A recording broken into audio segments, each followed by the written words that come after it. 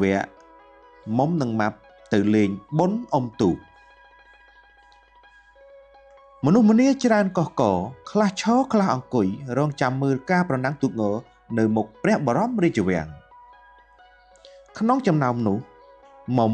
ម៉ាប់និងម្ដាយឪពុករបស់ពួកគេក៏មកចាំមើលនឹងគេដែរអូយមនុស្សច្រើនណាស់សប្បាយមែនយើងមិនដែលបានមកមើលសោះម៉ាប៉ាញ៉ាំហើយត្រូវច្រកក្នុងថង់យកទៅចោលក្នុងធុងសម្រាមឬទេកូនបាទម៉ែម៉ាប់កំពុងឆ្ងាញ់មាត់នឹងអំពៅសំឡេងមេក្រូក៏បន្លឺឡើងគូទី1មកដល់ហើយអស្ចារ្យទូកនោះលឿនណាស់អូឈ្នះហើយបងមុំម៉ាប់កុំស្រែកខ្លាំងពេកអេបងមុំអ្នករកក្បាលទូកនោះល្អដល់ហើយម៉ែហេតុអីបានជាមានអ្នករកក្បាលទូកនេះជាប្រពៃណីតាំងពីដូនតាមកម្លេះណាកូនអូទូកនោះឈ្នះហើយមើលម៉ាប់នៅឲ្យស្ងៀមបន្តិចមើលកូនម៉ែពេលចាប់អុំទូកយើងកុំអើទៅផ្ទះអីចាំមើលគេបណ្ដែតប្រទីបសិនណាមិនអីទេតាមចិត្តកូនចុះណាត្រូវហើយយូរមកមើលម្ដងមើលឲ្យសប្បាយទៅណាកូនអូយចាំមើលយប់នឹងសប្បាយមើលហើយដោយថ្ងៃក្តៅស្រីទឹកខ្លាំងពេកម៉ាប់ក៏សុំពុកម៉ែឲ្យមុំជូនទៅទិញទឹកញ៉ាំកុំទៅឆ្ងាយពេកណាប្រយ័ត្នវង្វេងម៉ាត់ខ្ញុំដឹងហើយពុកបន្តិចមកមុំនិងម៉ាប់បានមកដល់កន្លែងលក់នំចំណីរួចហើយត្រឡប់មកវិញក៏ប្រទះនឹងក្មេងម្នាក់អេអូនតូចមិនក៏យំអញ្ចឹងខ្ញុំចង់ទៅម៉ែហើយម៉ែឯងនៅឯណាត្រូវហើយម៉ែអូនឯងនៅឯណាប្រាប់មកបងជូនទៅនៅខាងនោះមុំនិងម៉ាប់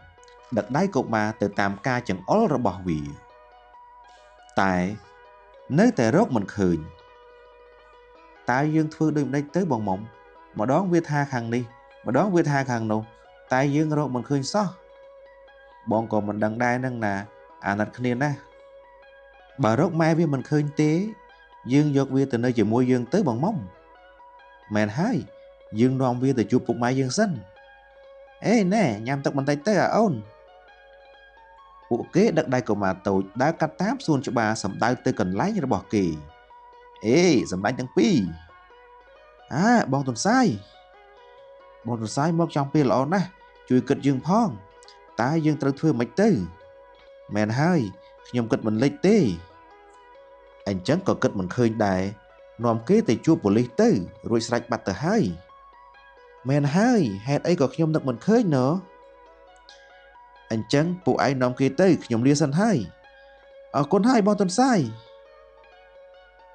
កុមារទាំងពីរក៏នាំកុមារតូចទៅជួបប៉ូលីសនៅក្បែរនោះពូខ្ញុំឃើញក្មេងនេះវង្វេងខ្ញុំនាំមកជូនពូឲ្យពូជួយរកពុកម៉ែឲ្យវាផងកូនល្អកូនធ្វើនេះត្រូវហើយពូអរគុណក្មួយដែលចេះជួយគ្នាក្នុងគ្រាអាសន្នដូចនេះចាមិនអីទេពូខ្ញុំលាសិនហើយរួចមកពួកគេក៏ត្រឡប់មកវិញនិងនិយាយប្រាប់ឪពុកម្ដាយពីការជួបក្មេងនោះអញ្ចឹងតាបានជាយូរម្លេះចុះឥឡូវវាទៅណាហើយកូនចាខ្ញុំនិងម៉ាប់បាននាំវាទៅជួបប៉ូលីសហើយល្អណាស់កូនចេះយល់យ៉ាងនេះ